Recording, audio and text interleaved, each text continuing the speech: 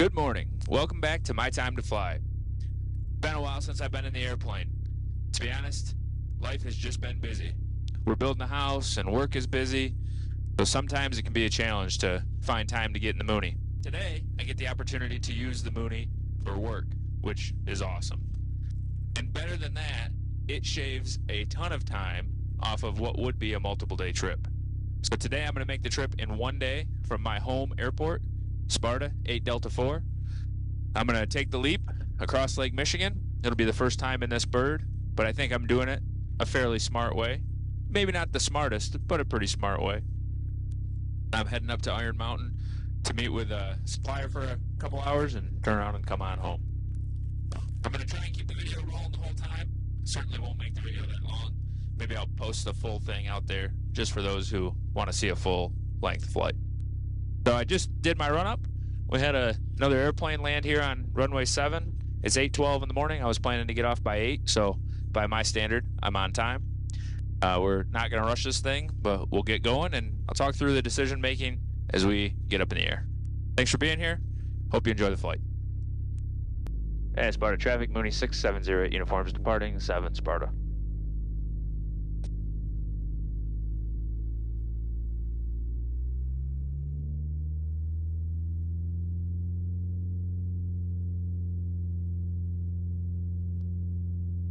Everything looks like it's in the green. We're already at 70. It's just my butt in the airplane today.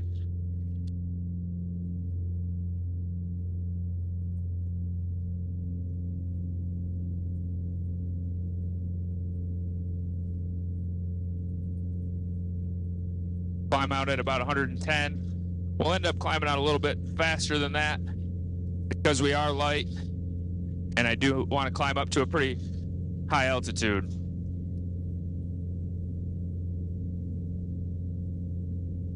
Because we're going to climb high, we're going to leave the power in it completely, wide open throttle, but we will start to pull the propeller back. I climb at 2,500 RPMs.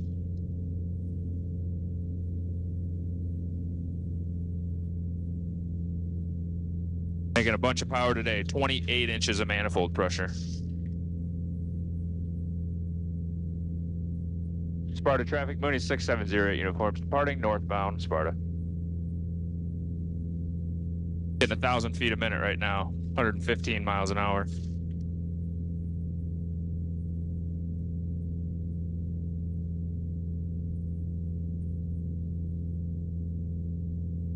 And we're turning north, getting the sun out of our eyes, which is a beautiful thing.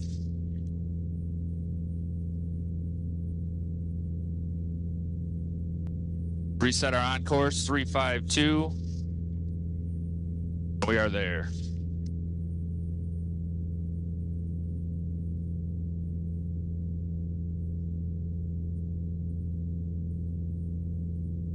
We are going to pick up flight following. Any cross country I do, I like to pick up flight following. And of course, today, going over the lake even a little bit more. Great Lakes approach, Mooney 6708 uniform, VFR request.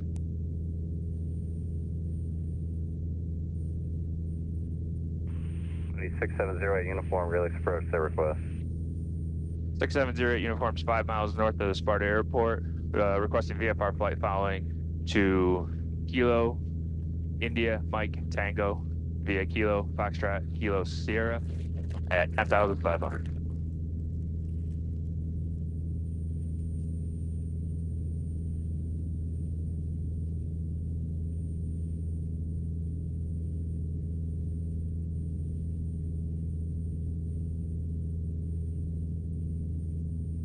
Mooney 6708 uniform, squawk 6246.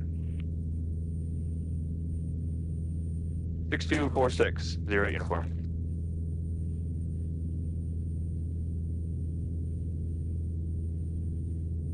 B6708 uniform, radar contact, 5 miles north of the Sparta airport. Maintain VFR on course.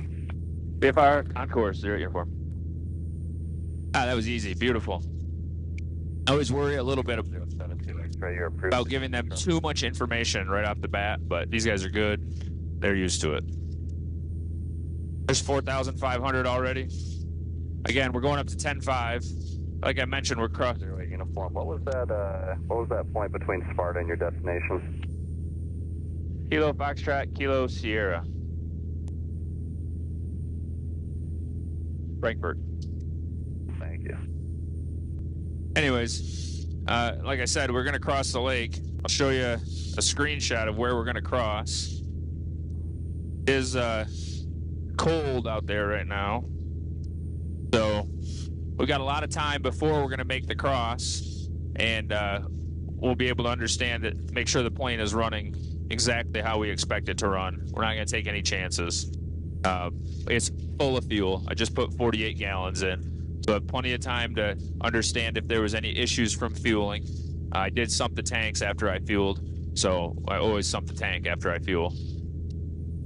A lot of people might not make the decision to cross the lake, which I totally understand. That's to each his own prerogative. I actually have only been across it once before. 9 Alpha traffic off your That's when I went to buy the airplane. altitude 5,500. Another local Mooney owner at the time decided that he would be gracious enough to 9 o'clock now. take me across the lake with my instructor in his Mooney. And we went right across. Didn't mess around. We climbed up as high as we could, about 12,000 feet, and crossed. So, anyways, you can see I'm crossing at a really narrow point in the lake, which is important, and I'm going to get as high as I can, which is also, kind of critical. Just enough time to glide with just one little window in the middle of about 10 minutes conservatively, probably a little less than that, where I wouldn't make it back. You have a life preserver on board, but life jacket doesn't help too much to keep you warm. That's the biggest issue.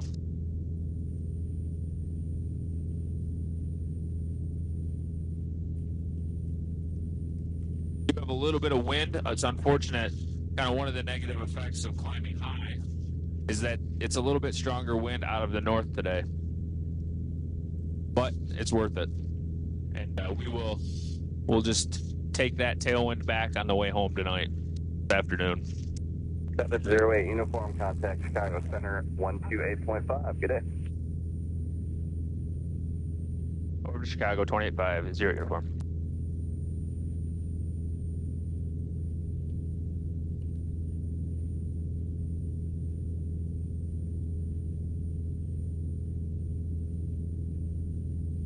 Chicago Center, Mooney 6708 uniform, 6.7, climbing 10.5. 670 uniform, Chicago Center. You want to climb to 10.5 for VFR today? That's right, 10.5, 0 uniform. Okay, that's approved. And if you want any further VFR altitude changes, just keep me advised. Altimeter 3034. 3034, I'll advise on any altitude changes, 0 uniform. One thing I will do is I will change the tanks well in advance of making the crossing. Altimeter 30. Climbing out on the left tank right now. Of course, we're using a lot of power to climb out, a lot of gas, a lot of fuel to climb out. We're burning 13 an hour right now. Once we get up to the altitude, we'll probably be in the 9 an hour range, being up that high.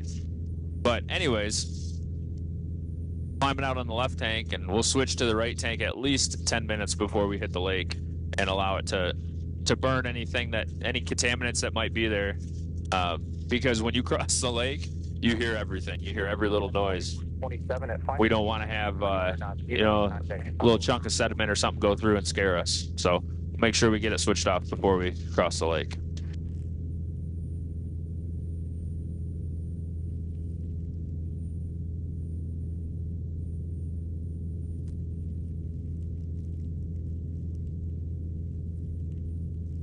We're still getting 450 foot a minute climb right now. We're at 7.5.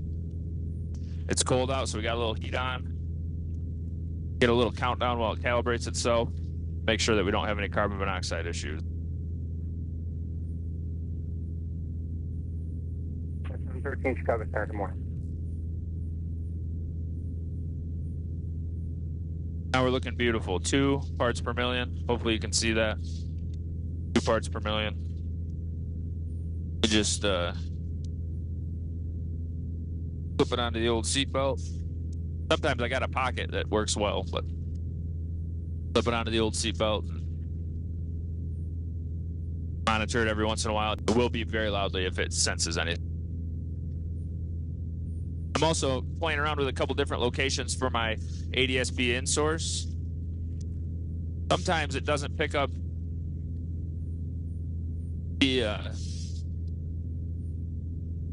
the towers real well if you don't have it in just the right place. So just play around with that a little bit. See what it likes.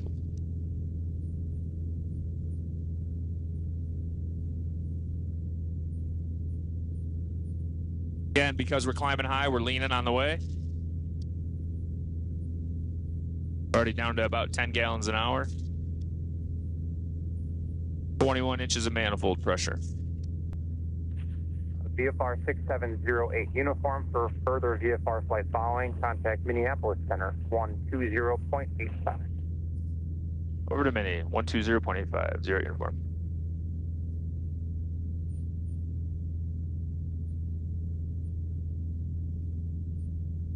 Pretty amazing you get handed off 3 times in that short of a span. Minneapolis Center, Mooney 6708, uniform, level 10.5.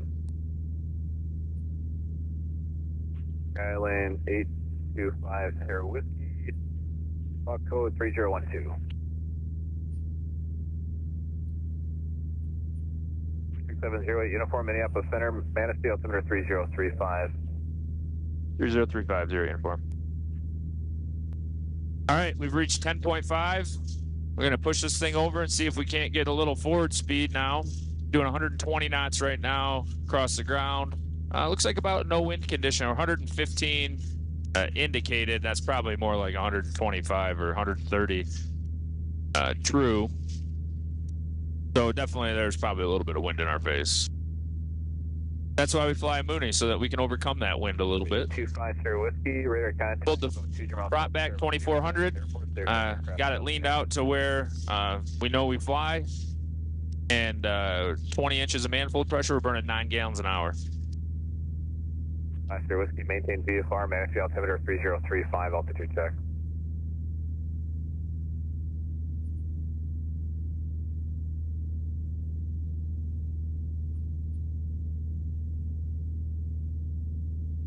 When we make the turn left to cross the lake, it will be a little bit faster across the ground. 162 miles before we hit that waypoint, though. Show you another screenshot here and talk about the other options we have to get to the other side of the lake from Michigan. Probably the safest way, obviously, is to go down and around or up and over. In this case, up and over, what I'll call up and over, which is flying over Beaver Island, and there's a couple other islands there with small airports, is definitely the safest way to get across. You can make the crossing without ever being outside of range of an airport, which is good. Flight 1302, yeah, I think we're going to keep that for now. Might actually do this to join the localizer and have you slow up once you're joined up. So yeah, and Flight 1302, flyer present heading, join the localizer for the Oscar 932 approach, standing, reduce. And it's probably me being a little greedy, I'll be honest, to cross before climbing that far up, because you can see on this map how much further north I would have to go, and it would extend my westerly leg. Now I could stay a little south of Beaver Island, just make sure that I'm within glide distance there. Or I could just go a little bit north of Frankfurt, which is the airport that I'm headed to now. Again, these are all decisions you have to make, and you got to take a lot of variables into the case. Including on course direct stag and on Mike Bravo Sierra. Turn, please. Even things, of course, the airplane that you're flying, its speed, the amount of time you'll be across the lake, its glide ratio, how familiar you are with the airplane, your knowledge of the service history of the airplane. If I was renting a 172 or something, I probably would not make the crossing. But I've got a little bit better glide ratio in the Mooney. It's my Mooney. I'm familiar with all the engine times and all the things that are really normal in the airplane. Know what to look for. So that just mitigates some of the risk. I know who put the fuel in. It was me. I know how much fuel I've burned. I'm watching that closely. There's a lot of things that kind of add up. By myself, which is important. Got a good insurance policy on me anyways, so I don't want anything to happen, but those are all things that add into the equation. It's certainly not a decision that's made on rushing. I'm not in a super big hurry to get there. 1302, But I also don't want to extend the flight by an extra, hour. 02, roger, the caravan is at your... Anyways, everybody has to make their own decision. Everybody has to understand their variables, what's important to them, and at the end of the day, decide if they can take the risk. In my case today, it's about a 10-minute risk. There's a 10-minute window crossing the lake where I wouldn't make it back to a shore. And you can bet I'll be looking for boats the whole way across. Because if she's going down, I'll circle and find a boat that can pick me up. All right, so let's just talk through the numbers here real quick. It's always interesting to me. So, we're at 10,500 feet. 20.3 inches of manifold pressure. 2,400 RPM. 2390 on the digital tag, but we'll call it 2,400. We're burning 8.6 gallons an hour. That's leaned to 100 degrees rich of peak. Unfortunately, this plane doesn't seem to want to run lean of peak, being carbureted. It just doesn't love it. We are indicating 145 miles an hour. Something like 120 knots. And I just did the true airspeed work. It's -6 degrees. The calculator on this thing is not, anything to write home about. But roughly, we are 167 miles an hour true. And ground speed's 132 knots. So 167 miles an hour true is about 145 knots. We had about a 17 knot headwind. I do that math right? Tell me if I did it wrong. I don't know. Anyways, that's the numbers in the Mooney M20C. Most importantly, we're burning about 8.5 gallons an hour and doing 165 miles an hour true airspeed. Gaylord altimeter 3034. Get back on the topic a little bit of flying over the lake. So here's another screenshot, just something to be aware of. I pulled up my winds aloft, used the winds aloft slider to pick my altitude, 10,000 feet. We're in 11 knot headwind right now, which I calculated before was a little bit more than that, but maybe we're climbing out of it just a touch. And you can see that as we turn across the lake, we're going to maintain a headwind, but it's going to start to diminish. But it is a headwind, and that's important to know, because if something happens and we're right in the middle of the lake, if we're in that, call it dead zone, it might be best for us to turn around and leverage that tailwind. There have been cases or studies where people have been closer to the west shore of Lake Michigan, had an engine failure or an issue, and continued on to attempt to get to that west shore, but the wind was so strong at their back, the wind was so strong in their face that they didn't get there even though it was a shorter distance. So, just stuff to think about. So I will go down through my slider here and check the winds at all the altitudes. Really, there's almost no wind from 6,000 to 8,000 feet, and there's the opposite wind, so the wind going westerly at lower altitudes. So it's one of those weird days where up top the wind's going west to east, down low the wind's going east to west. So there's probably no best option. If I'm in the middle of the lake, I should go wherever I'm closest to. Whatever headwinds I have up high, I will pick up tailwinds down low, and the opposite is true the other way around. Anyway, power of this information is you can't have better information. All right, so we're going to go ahead and switch fuel tanks here. Here's what I'm writing down. So we're 40 minutes into the flight, and it says we've used 6.9 gallons. I'm betting that's that's going to be 7 by the time I hit the switch here at 40 minutes. So I've written down left tank, 40 minutes, 7 gallons. We're 10 minutes away from our waypoint to turn west across the lake. So that 10 minutes of time will allow us to burn some fuel like I talked about earlier and gain a little bit of confidence in our right fuel tank. 0.65. So there's 40 minutes and 7 gallons. We're going to go turn our fuel pump on. This whole time we're watching our flow rates. So it spikes a little bit when you turn the fuel pump on. Then we'll turn the switch over to the right tank. The fuel flow will drop just a touch and it'll rebound. We'll do the same thing, turning the fuel pump off, watching the fuel flow. It dips just a little bit, filling those lines up from the right tank, and comes back up and stabilizes. Minneapolis, Squawk 2415. Just about 8.5 gallons an hour, just as expected. One more thorough check of everything before we say a go on this lake crossing. So we know we got plenty of fuel. Our generators making good power. Cylinder temps are right where we'd expect them. Oil pressure is dead on. Oil temperature is perfect, 165 degrees, 170 degrees. We're burning exactly as much fuel as we think we would, 8.5 to 9 gallons per hour. Our manifold pressure and RPM is steady. We have no oil collecting on the windshield, if you remember that. Actually, I'll post a video up here. You can see the oil issue we had. That is gone. It's fixed itself. We actually just changed the oil before we took off on this flight.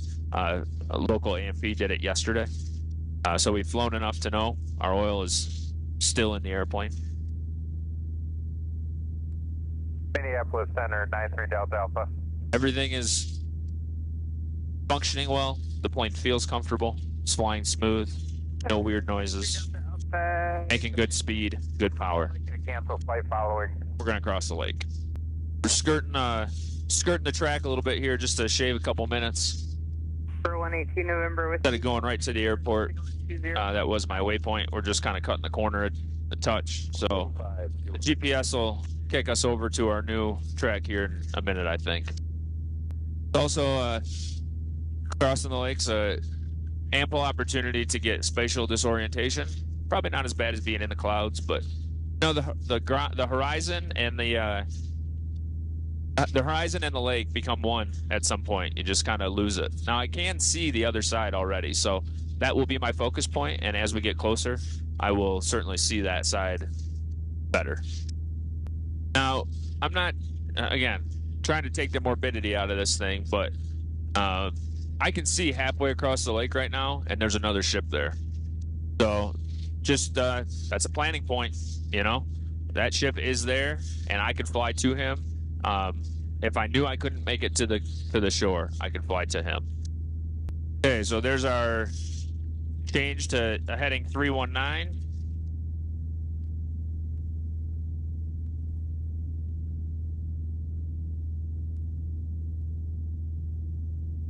We are way left of course, which we kind of knew we would be.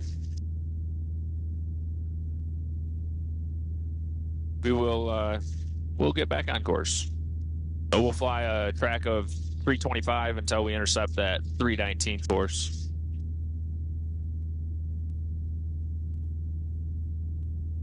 And we're 47 minutes left en route.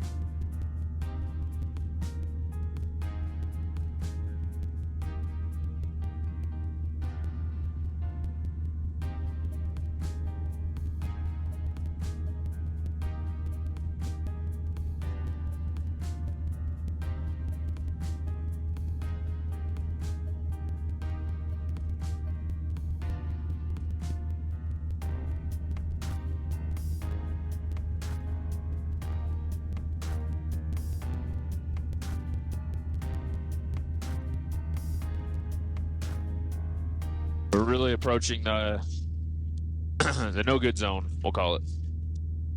So I just punched in the closest airport on the west side, Gibraltar, 0.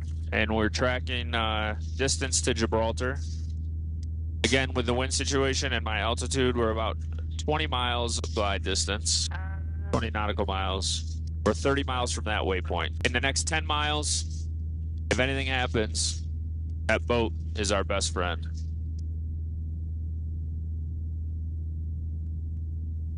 He's steaming south.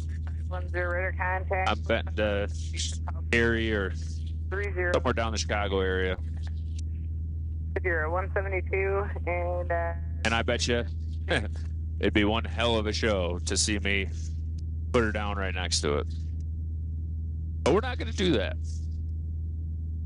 28.6. Magic numbers right in that 20 area. And there's some land ahead of that airport, so maybe even number 24 was a safe number. It looks like your route, if you go direct car, you're probably going to want to continue southbound a little bit more before turning southwestbound due to the restricted area being active.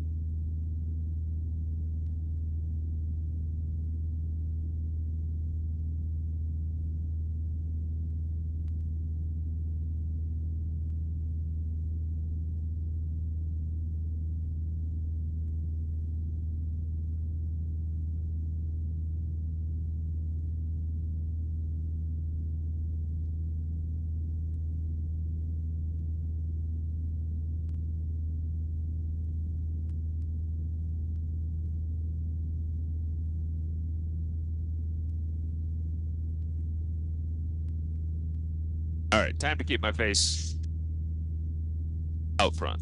Number 182 November Whiskey traffic set your 12 to 11 o'clock in about 2 miles. Altitude indicates 2,100, type is unknown as northeastbound.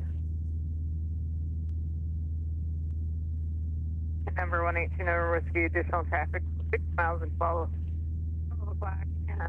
Altitude indicates 5,500 northbound.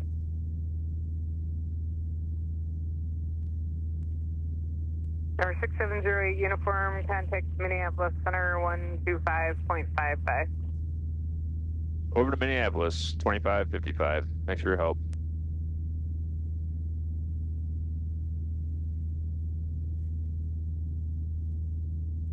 Minneapolis Center, Mooney 6708, uniform level 10.5. Over 6708 uniform, Minneapolis Center, Iron Mountain altimeter 3033. 30330 uniform. Minneapolis Center, Pilatus Niner 15 Juliet Lima 8800, climbing 13,000.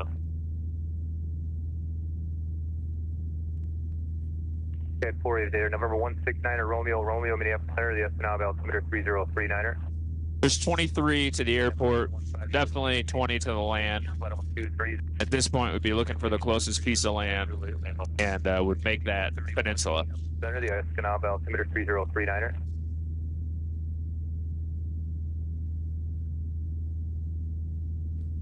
She's a good girl.